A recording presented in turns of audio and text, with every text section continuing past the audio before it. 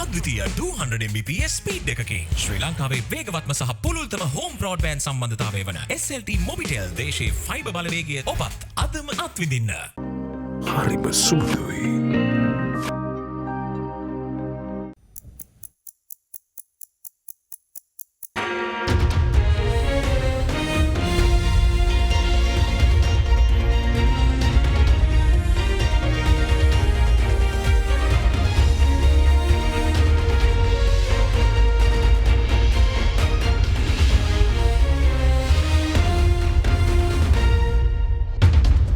Tonight, on First at 9 this Saturday, the 16th of September 2023.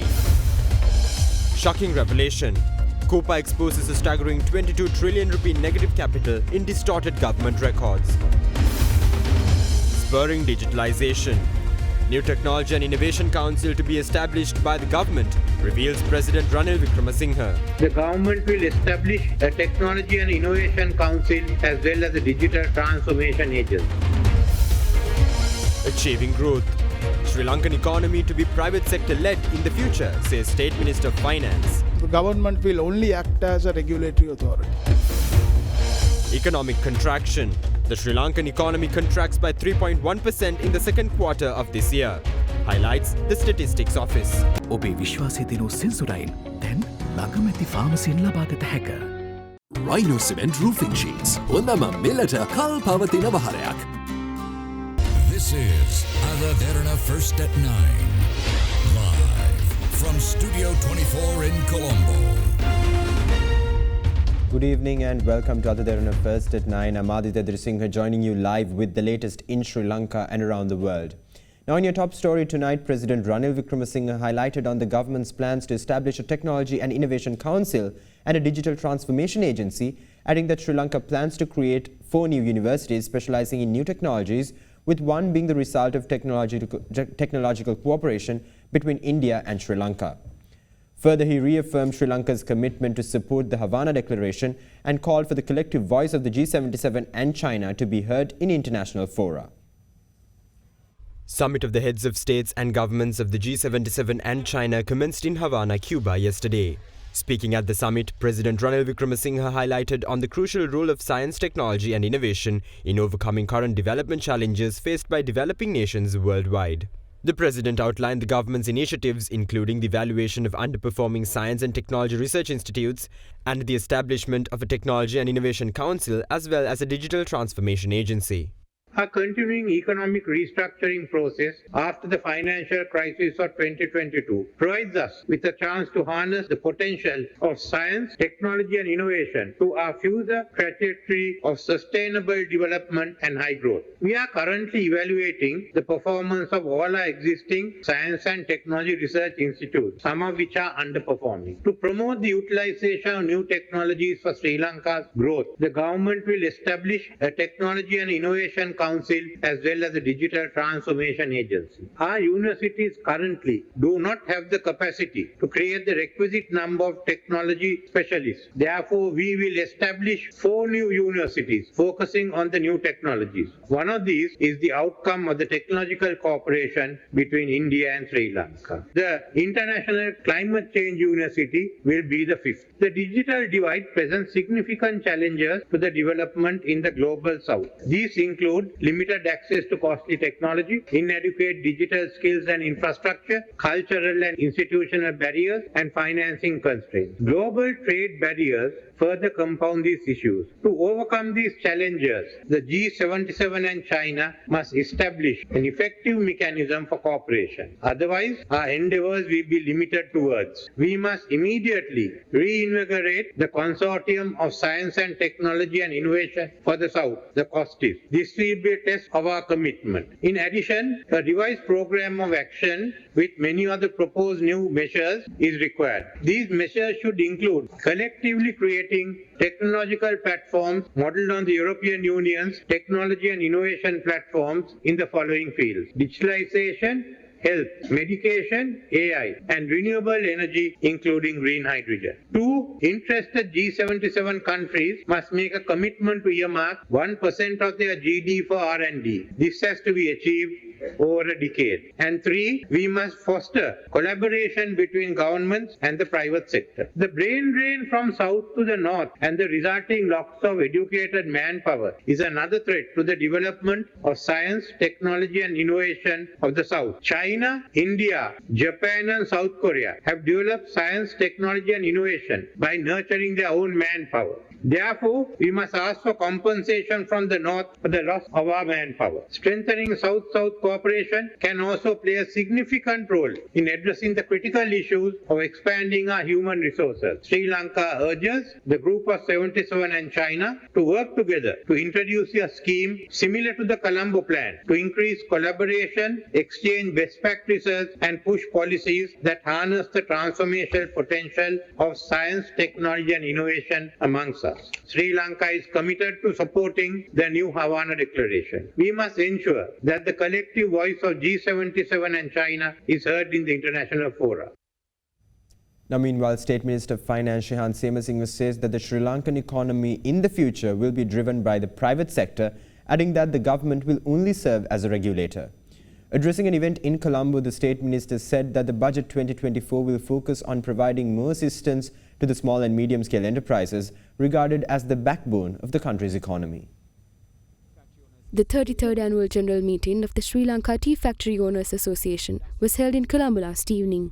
For Sri Lanka to emerge from this crisis on a sustainable basis, non-debt creating foreign exchange inflows such as tea exports as well as other exports are very crucial. We are very confident by the end of the year there will be a greater stabilization of the economy, but however, we have a long way to go. Inflation has been brought down to 4% and we expect during this month it will further drop down to approximately around 2.5% to 3%. Sri Lanka intends to continue its fiscal consolidation program until a primary surplus of 2.3% of the GDP is achieved from 2025 onwards. In the future, the policy of the government would be our economy will be driven by the private sector. So the government will only act as a regulatory authority. A successful first review would place Sri Lanka in a prime position to shift from stabilization to growth from 2024 onward. With stabilization being established, the economy is poised for recovery and for growth from there onwards. Enhanced renewable energy generation and CEB restructuring are expected to bring down electricity costs, which will also support competitiveness of industries. Negotiations for FTAs are going on with Thailand and are expected to resume with India and China shortly. The budget will also concentrate more on the SME sector. The President Ranil Wickremesinghe is very much concerned how we could support the SME sector because that's the backbone of the economy. I'm sure with this budget being presented for the following year, we will be in a better position. I know that you are facing a lot of issues, including cost of financing, which is gradually coming down, and also cost of production has gone up, particularly because of the fact that high fuel costs and the electricity costs. Our Minister of Power and Energy is working to ensure that we bring down the cost of generation of electricity of the country, perhaps by 2024, that we would see a better day in relation to fuel prices, and also strengthening of the rupee, and also in relation to gas and other commodity prices. So that's some positive note. We have to move away from the traditional mechanism of replantation and new plantation, which we are doing now, for which we are getting funds from the tea board. Why people are moving away from the traditional mechanism of replantation? Because it's time consuming. Generally, they go through a period of about 2 to 3 years with a proper income. Government will continue with the tea subsidies, replantation and new plantation, whilst we engage with the direct planting mechanisms as well. Now, meanwhile, at a Committee on Public Accounts hearing held recently, a 22 trillion rupee distortion was revealed by the Auditor General. Unveiling further information on the matter, the Auditor General stated that while the debt capital raised to fund government projects are recorded in the books of the government, the records of all assets are not recorded under any single entity. Highlighting the gravity of this distortion, the Auditor General said that the data indicates a severe threat to the very existence of the country. රටේ මූල්‍ය ප්‍රකාශනය පිළිබඳව තිබෙන වත්කම් බැරකම් පිළිබඳව පරස්පර වෙනස්කම පිළිබඳව දීර්ඝ වශයෙන් සඳහන් ඒ අනුව වෙනම ඒකකයක් පවා ස්ථාපිත කරලා අපේ රටේ රාජ්‍ය ආයතනවල තිබෙන වත්කම් ඒකරාශී කර ගැනීම පිළිබඳව යම් වැඩපිළිවෙලකුත් ආරම්භ කරලා තිබෙනවා. ඉතින් ඒ වැඩපිළිවෙල පිළිබඳවත් අපිට සෑහීමකට පත් වෙන්න පුළුවන්කමක් නැහැ. දැනට මූල්‍ය ප්‍රකාශන තුල තියෙන මූල්‍ය නොවන වත්කම් විදියට අපි පෙන්නලා තියෙන දැනට ඒ කියන්නේ 2022 12 දිනට ට්‍රිලියන 2යි. හැබැයි අපේ මුළු ව්‍යාපෘති වලට ගත්ත ණය විතරක් ණය ගෙවලා දැනට 22 12 තියෙන ප්‍රමාණය ගත්තොත් ට්‍රිලියන 8ක්. ඊට අමතරව මුළු සමස්ත ණය ගත්තොත් එහෙම ට්‍රිලියන 27ක්. තව ට්‍රිලියන 22ක් අපි හඳුනාගෙන තියෙනවා. හැබැයි ඒක ඇසෙට්ස් විදියට නෙවෙයි. අපේ කැපිටල් එකේ මයිනස් ෆිගර් එකක් විදියට ට්‍රිලියන 22ක්. දැන් මෙන්න මේක තමයි මේ account එකේ තියෙන distorting factor එක. මේක මෙතන පෙන්වීමම මේ රටේ පැවැත්මට තියෙන ප්‍රධාන වශයෙන් තියෙන තර්ජනය. වෙනත් විදියකින් කිව්වොත් සමාගමක නම් බුන්නත් භාවයේ ප්‍රකාශ කරන්න තියෙන ප්‍රධානම සාධකයක්. මේ ගත්ත ණයවල ව්‍යාපෘති යම් ප්‍රමාණයක් කරලා තියෙනවා. ඒකෝට තියෙන ඇසෙට් එක ඒගොල්ලන්ගේ බැලන්ස් ෂීට් එකේ, ලයබිලිටි එකේ තියෙනවා මේ ගවර්න්මන්ට් එකේ බැලන්ස් ෂීට්. ඒක වෙන්න බෑ. රටක් හැටියට අපිට එක තැනක තියෙනවද රටේ වත්කම් සහ බැරකම්? බැරකම් ටික තියෙනවා. වත්කම් ටික නෑ. වත්කම් ටික තමයි ප්‍රශ්නේ තියෙන්නේ. රටේ වත්කම් පිළිබඳ සමස්ත විග්‍රහයක් නැත්නම් එකතුවක් වෙලා නැද්ද කවදාවත්? නෑ. ඒක හරි වැරදි වැඩ. මේ ගැටලුව දිගින් දිගටම තිබුණ දෙයක්. දැන් ඇත්තටම 2021 ඇවරේජ් එක 198යි. නමුත් 2022 12 අපි 363කින් තමයි මොකද එක්ස්චේන්ජ් රේට් එක අර මේ වුන් නිසා වැඩි කළේ. ඒ නිසා ට්‍රිලියන 7කින් විතර මම හිතන්නේ අපේ ණය ප්‍රමාණය ඉහළට ගිහිල්ලා තියෙනවා. වත්කම්නේ තැන් තැන් වල තියෙන්නේ. නමුත් අපි සල්ලි දෙන්න එක තැනකින් වෙන්නේ. දැන් පාර්ලිමේන්තුවේ මුදල් අනුමත කරලා තමයි සල්ලි දෙන්නේ. එක තැනක වත්කනුත් තිබීම හොඳයි.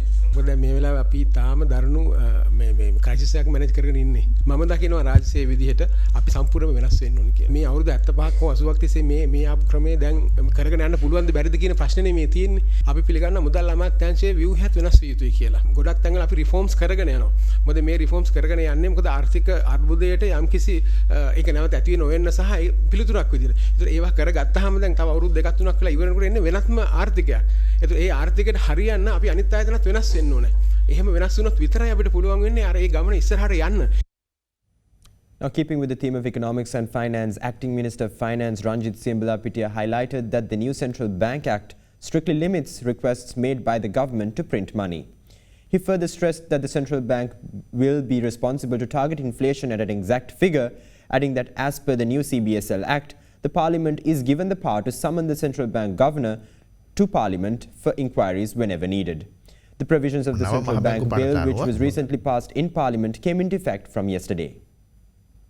නව මහ බැංකු පනත අනුව මුදල් මුද්‍රණය කිරීමට රජයට මහ බැංකුවෙන් කළ හැකි ඉල්ලීම් ඉතාමත්ම සීමිතයි. සුවිශේෂී ආරක්ෂක ප්‍රශ්නයකදී දිගින් දිගටම රට වසා තැබීමට එහෙම නැත්නම් කර්මන්නේ වෙන ආරක්ෂක ප්‍රශ්නයකදී එහෙමත් නැත්නම් ලෝක සෞඛ්‍යමය ප්‍රශ්නයකදී ඒ වගේ අවස්ථාවක වුණත් අයවැයලේඛනයෙන් අනුමත භාණ්ඩාගාර බිල්පත් ප්‍රමාණයෙන් 5% පමණයි අර වගේ සුවිශේෂී අවස්ථාවකදී වුණත් මුදල් මුද්‍රණය කිරීම සඳහා රජයට මහ බැංකුවෙන් ඉල්ලන්න පුළුවන් වෙන්නේ. ඒක ඉතාමත් වැදගත්. සරලව කිව්වොත් මුදල් මුද්‍රණය කිරීමේ ඉතාමත්ම සීමා වෙනවා. ඒ වගේම මහ බැංකුවට වගකීමක් පැවරෙනවා මින් ඉදිරියට මේ පනතත් එක්ක රටේ උද්දමනය පිළිබඳ නිශ්චිත ඉලක්කයක් පවත්වා ගැනීම. ඒ ඉලක්කය යම් හේකින් සාක්ෂාත් කරගන්න බැරි වුණොත් අන්නේ පිළිබඳ කරුණු දැක්වීමටත් මහ බැංකුව බැඳී ඉන්නවා. තවත් එක කාරණාවක් තමයි අවශ්‍ය අවස්ථාවලදී මහ බැංකුව අධිපතිවරයා පාර්ලිමේන්තුවට කැඳවලා කරුණු විමසීමටත් පාර්ලිමේන්තුවට බලය ලැබෙනවා. Now, Senior Director for the Indo-Pacific Region of Forum of Federations, Philip Gonzalez, is of the view that the power devolution is capable of providing better services to the public and will lead to the reduction of red tape and wastage. Addressing an event in Colombo, Gonzalez said that a decentralized system is more accountable to the members of the public. Meanwhile, Canadian High Commissioner in Colombo, Eric Walsh, said it is the people of Sri Lanka who have to figure out the governance concept that is best suitable for the country. A panel discussion themed exploring the economic benefits of power devolution, organised by the cross-party youth political initiative Next Gen SL and the Canadian High Commission, was held recently in Colombo. Power devolution is a very debatable topic in Sri Lanka. This is not about agreeing to anything, but what Next Gen SL want is to facilitate the conversation. I am under no illusions as to the contentious nature of this question in Sri Lanka. While my country, Canada, has a functioning federal system of government, I would never want to be prescriptive in any way with respect to the system of government in this country. It is for Sri Lankans themselves to sort out what they are comfortable with. But it seems that Sri Lanka has just come through a very turbulent moment in its history, and discussions seem to be alive concerning some fundamental questions of governance. So now seems to be as good a time as any to take a closer look at such matters. The keynote address of the event was delivered by Senior Director of the Indo-Pacific region of the Forum of Federations, Philip Gonzalez. Comparative analysis of decentralised systems support the view that it has the capacity to promote more effective supply of local public goods and services. Decentralised systems are seen as being more responsive and accountable to citizenry, enabling government closer to people. Based on international research and experience, 3 compelling findings and motivations exist for decentralisation: the promotion of economic development, enhancing social cohesion, and improving social service delivery, which refers to its capacity to tailor services to needs of local community, thus increasing support, efficiency, and effectiveness. Experiences and findings also favour decentralised or devolved systems for emerging and transitional economies because of its ability to cut red tape and waste associated with highly centralised, hierarchical public sector bureaucracies, tailor public goods and services to the requirements and preferences of local people, harness local diversity to foster innovation, increase democratisation by being more responsive to local needs. I think importantly and perhaps most compelling is decentralisation serves to enhance economic growth. If we think of its ability to promote social, small to medium enterprises in local and regional settings, this is the point of it all. So the takeaway here is that decentralisation is positively related to growth for its ability to mobilise local capital stock and local human capital. But it's important to say that it is no silver bullet. Any move takes political will, commitment, and substantial effort. The panel discussion of the event focused on countries which have had success in devolving power, such as South Africa and Indonesia. When you devolve, how much do you devolve to the region and then how much to the local council? I think the big story out of Indonesia is that they handed the majority of powers on that devolved list to local government, and the provinces came later in the list. This is a deliberate act, but that was their decision. In Scotland, it's a different system. They had a more mature model, so handing over powers to local government made complete sense. Not a major transition. It did take some capacity and handholding, we can call it that. In South Africa, they had their own constitutional convention, which lasted a number of years. But they also established, and I think this is fundamental to their success, I think probably the most detailed intergovernmental mechanism and budgeting process that currently is. The national government and provincial government and local government have their powers, but the coordination system is one that's very detailed and has stood the test of time. Why I say it stood the test of time, those things can happen in other countries, but they can be ignored. So you might have intergovernmental mechanisms set up, but they just don't function. The South Africans placed a lot of importance on that because of this uncertainty about roles, who can do what. All the budgeting processes are very clear, and that helped them a great deal to advance their system quite fast. Now, the remains of an individual was discovered inside a travelling bag on the banks of the Dandugamu Oya in Sidua last night. Meanwhile, a 56-year-old had reportedly been attacked to death by a security officer deployed in the victim's house in Katugastota early this morning. With that, here's a look at more news across the island in brief. The body of an individual believed to be between the ages of 35 and 40 was discovered inside a travelling bag on the banks of the Dandugamoya in Sidua last night. However, the identity of the deceased has not yet been confirmed and the police suspect the victim was killed several days ago. Further investigations into the matter are currently being executed by the Sidua police. Meanwhile, a 56-year-old was attacked to death with a sharp weapon by a private security officer deployed at the victim's house. The motive of the murder, which had occurred earlier this morning in the Manikumur area of Katugastota, remains unclear. However, the 33-year-old suspect was handed over to the police by the residents of the area. Further, the police special task force officers arrested 2 people in Meegoda along with the pistol, bullets and handcuffs in relation to the recent shooting in Ratmalana. It was later revealed that the shooting was executed following instructions of a member of an organised crime group in Dubai. The 2 suspects who carried out the shooting were identified as an investigation officer of an NGO, while the other suspect was an army deserter.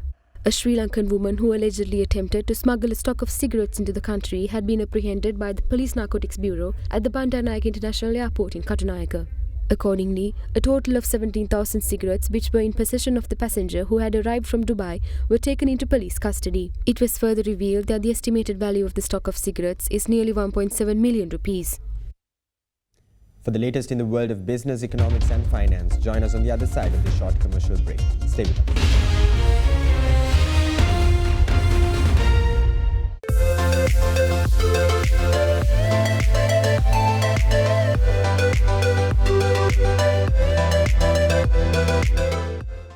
ගොඩමඩ පෙරලි කරන බලපුළුවන් කාරයා මහින්ද්‍රා යුවෝ ටීමෝ වෙතින්. වැඩම ගොඩයි ගොඩම තමයි ස්වරාජ් tractor ටීමෝ වෙතින්.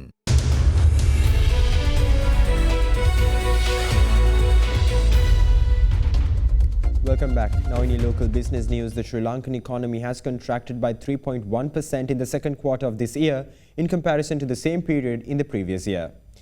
Outlining the background behind these economic developments, the Department of Census and Statistics highlights that the pressure exerted on the short-term and long-term investments caused by high interest rates in the economy remained effective during the second quarter of the year. Furthermore, the department pointed out that high input costs have also led to the deterioration of international competitiveness in terms of exports, and as a result, it has also led to the decrease in export volumes. Issuing a communique on releasing national accounts estimates, the Department of Census and Statistics states that the year-on-year GDP growth rate for the second quarter of 2023 has been estimated as a contraction of 3.1% against the value reported in the same quarter of the previous year. Outlining the background of the analysis, the Department of Census and Statistics stated that in the second quarter of the year 2023, the pressure exerted on the short-term and long-term investments caused by high interest rates in the economy remained effective. Along with those developments, the consumption patterns of the general public was limited to consume mainly consumer goods due to the pressure exerted through the reduction in real income. Further, as an aggregate, expectations of domestic producers on the economy were at a lower level and continued to grow slowly. A key driver of those expectations was the uncertain situation related to the exchange rates. Moreover, the high input costs have led to the deterioration of the international competitiveness in terms of exports, and as a result, a decrease in the export volumes was also noted by the Department of Census and Statistics. According to the report, the agricultural sector of the economy contributed 10.4%, while industrial and service sectors contributed their share to the GDP at current prices by 27% and 56.8% respectively. Taxes less subsidies on products component contributed 5.8% to the GDP in the second quarter of the year 2023. The department further highlighted that during this quarter, agricultural activities have expanded by 3.6%, while industrial and service activities have contracted by 11.5% and 0.8% respectively.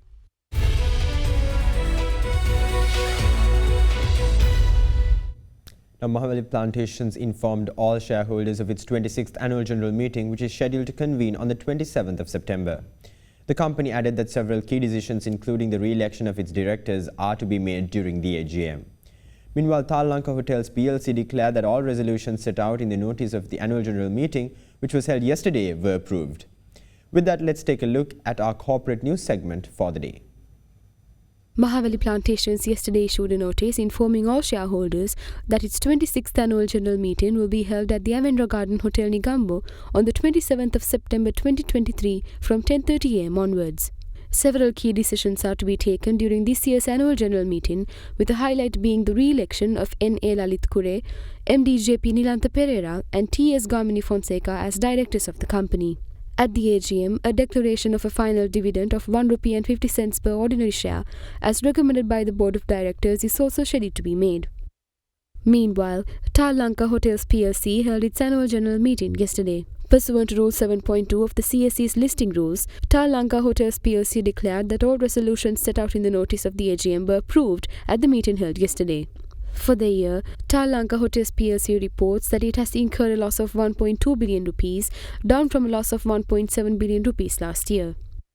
Pursuant to Section 8 of the listing rules, Union Bank of Colombo PLC informs that the Monetary Board of the Central Bank of Sri Lanka, with the concurrence of the Minister of Finance, has granted approval for CG Capital Partners Global Private Limited, a company registered in Singapore, to indirectly acquire material interest in the Union Bank of Colombo PLC.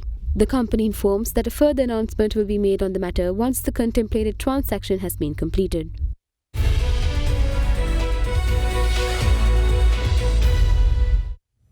Now in your international business news, the Federal Reserve losses breached the $100 billion mark. As per the latest central bank data of the United States released, the losses are likely to go a lot higher before the reading stops. The US central bank is continuing to pay out more in interest costs than it makes from interest it earns on bonds it owns and from the services it provides to the financial sector. While there's considerable uncertainty around how it will all play out, some observers believe that Fed losses, which began a year ago, could eventually as much as double before abating. The Fed captures its losses in what it calls a deferred asset, an accounting measure that tallies what it will eventually have to cover in future before it can return to its normal practice of returning its profits to the Treasury. Losing money is very rare for the Fed. But at the same time, the central bank has cautioned many times that the situation in no way impairs its ability to conduct monetary policy and to achieve its goals. And with that, we wrap up tonight's edition of AdaDerana First at 9. Thank you. Have a great night.